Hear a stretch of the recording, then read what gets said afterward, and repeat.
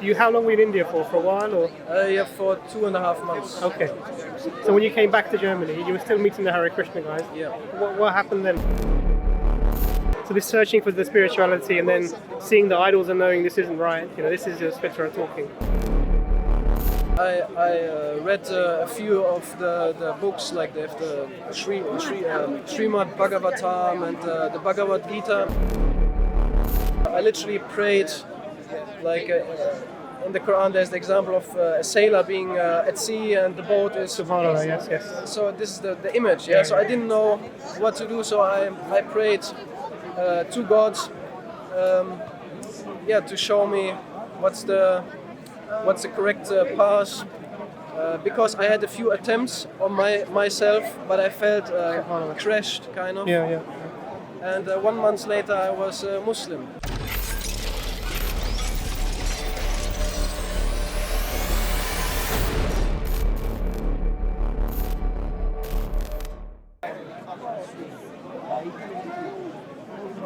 Assalamu alaikum. Your Walaikum salam. brother Musa, is that right? Yeah. So Anis introduced me to you. He said that you're one of our people who are helping with the translations, mashallah. So I wanted to ask you a little bit about yourself. I'm always interested to hear how people become Muslim. Yeah. So, how long have you been a Muslim for? For 10 years now. Alhamdulillah. Okay. That's quite a long time, isn't it, mashallah? Yeah. And where were you from originally? What was your background? So I'm from Germany, and my background is pretty normal, I would say. So my parents are from the working class, I got a pretty standard upbringing, I would say. Okay. And then what led you into even learning about Islam? What was that? So actually I need to... I think Allah subhanahu wa ta'ala, He guides through individual ways, and the way that made me curious was I didn't have much support as a youth, and I was looking for a direction in life.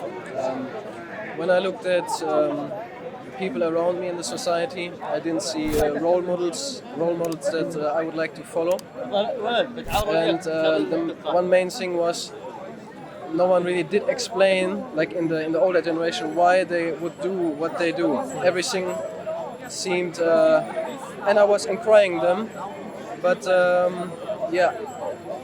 there was basically no one there, so I had to investigate myself, so to speak. Okay. That's quite interesting, because there's probably lots of even Muslims who don't really explain fully to their children why do they do what they do. And I think that's really important for us Muslims to, if you want our future generations to follow the religion wholeheartedly, don't just teach the rituals, but explain the reasons behind and the wisdom behind what they're doing. So explain the religion to them. So when you started to investigate, what were your perceptions? Did you have any preconceptions about anything before, or? So probably I wouldn't have expected in religion to find something. So for me, Christianity was out of the picture. I grew up having the, I don't know how you call it in English, like the communion, or like the first sacrament, or how you say it. Yeah. So I was in touch with church a bit. Okay. But looking at my parents, I wouldn't call them believing, to be honest. It was more of a cultural thing, like what people used to do in where I come from. Okay. So it wasn't really a choice for me. So what was the reason that wasn't a choice? I mean, I do remember I had a cross in my room, and maybe when I was 11 or so, I prayed actually like for certain things. So I would use it as a means to perform a prayer. But then when I got older, 17, 18, things happened in my family that so the stability was gone in that I was used to, and I was more exposed to the outside world. And at that age, being 18, 19 maybe, I met different people, and this is how I met someone who was a Hare Krishna. Okay.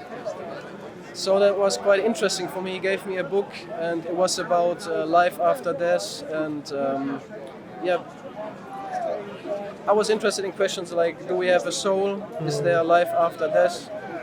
And yeah. And what did you, when you got the book and you were reading, because those are really big questions, isn't it? The existential questions. Yeah. Yeah. So what did you think when you read the book? What were your conclusions? It's some time ago now. Basically, I got into the Indian spirituality and philosophy quite a bit for a few years.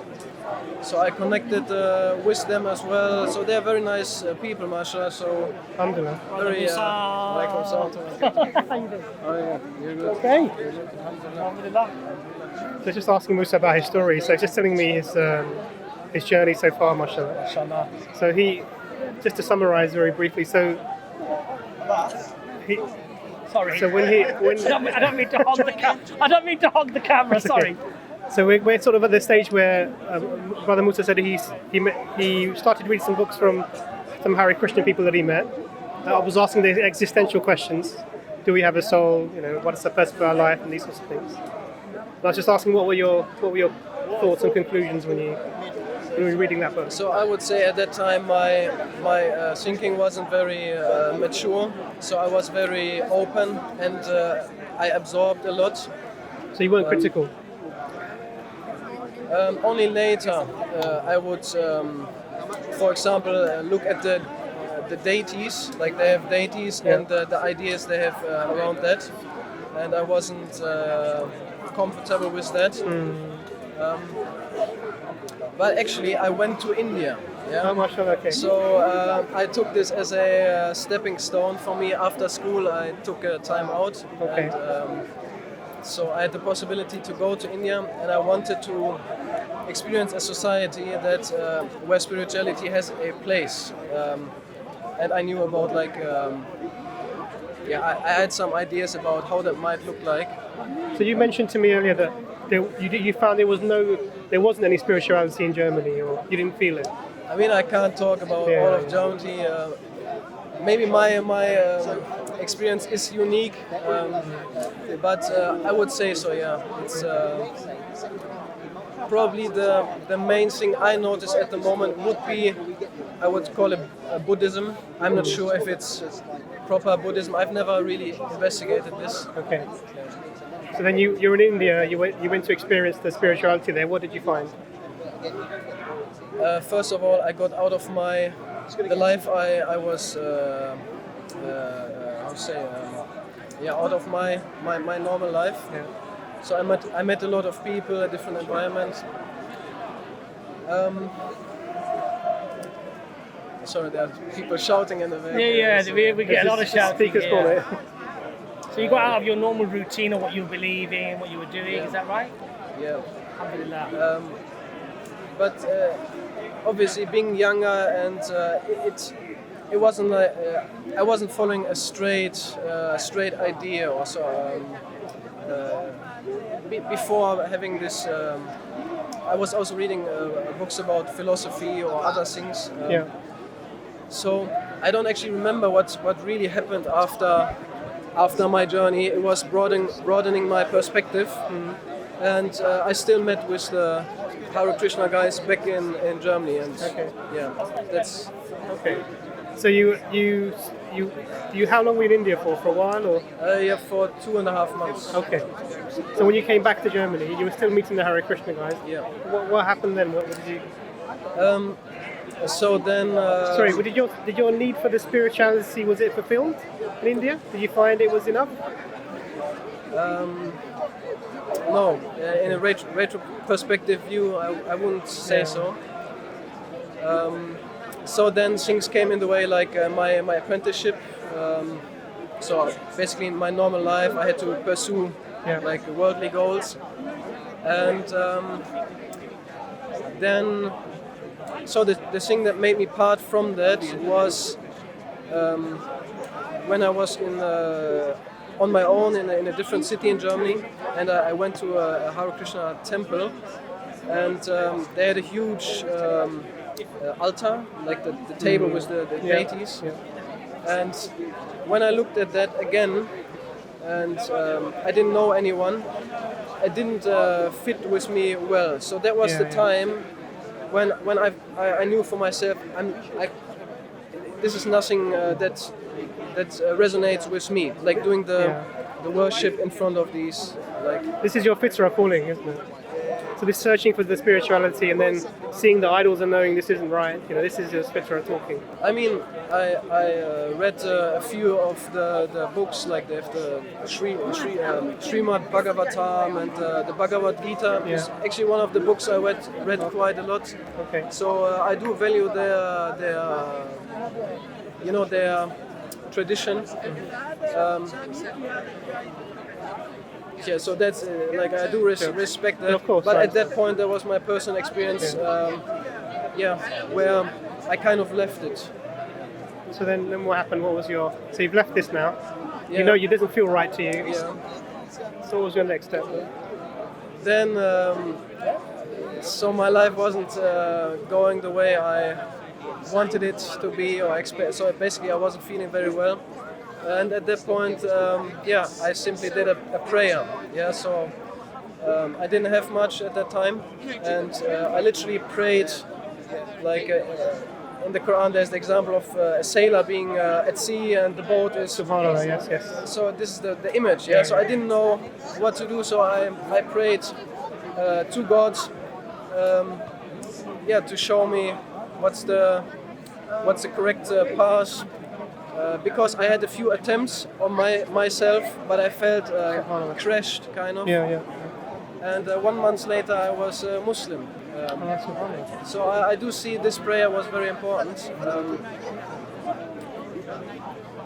And for you, what was it about Islam that felt right, or was it intellectual? Was it emotional? Was it spiritual? What thing made it click for you? So when I came in touch with brothers and I talked with them about 2 or 3 days, they had like an info table in the city. I believed in God all along, but I was resistant to accepting a religion.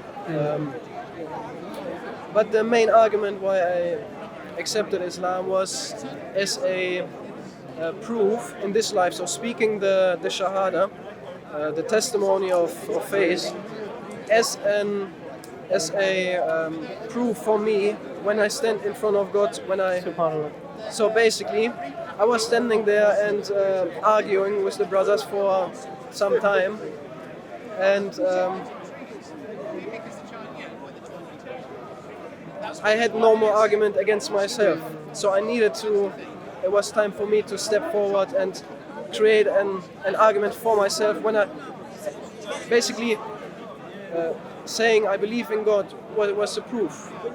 What am I doing? And I had no proof. So saying the Shahada was my first step in saying, actually I believe in God, and this is the first step. And then once you took your Shahada, that was 10 years ago.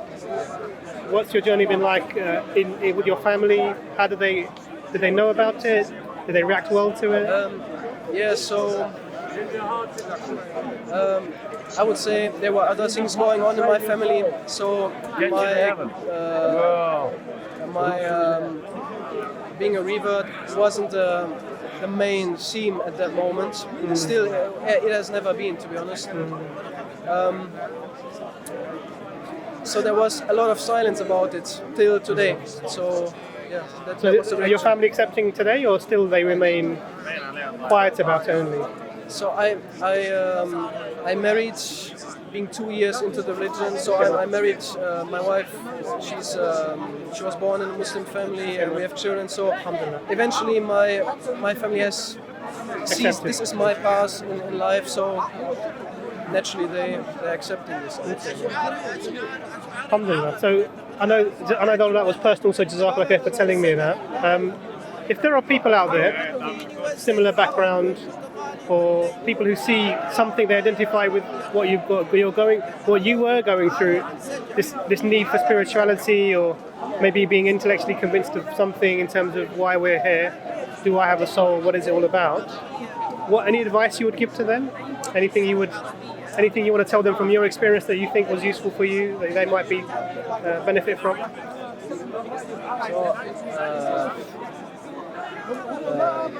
I think it's mainly about sincerity. It's the quality of the heart.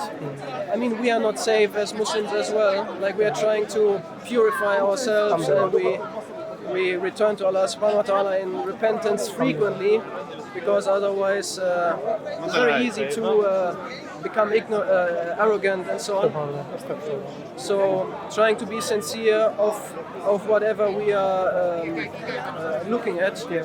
And so me reading the Quran for 10 years now, the main argument is, if it wasn't from God, there would have been many mistakes in it or flaws. And basically, Islam in itself, as a whole, is the proof that this is the truth.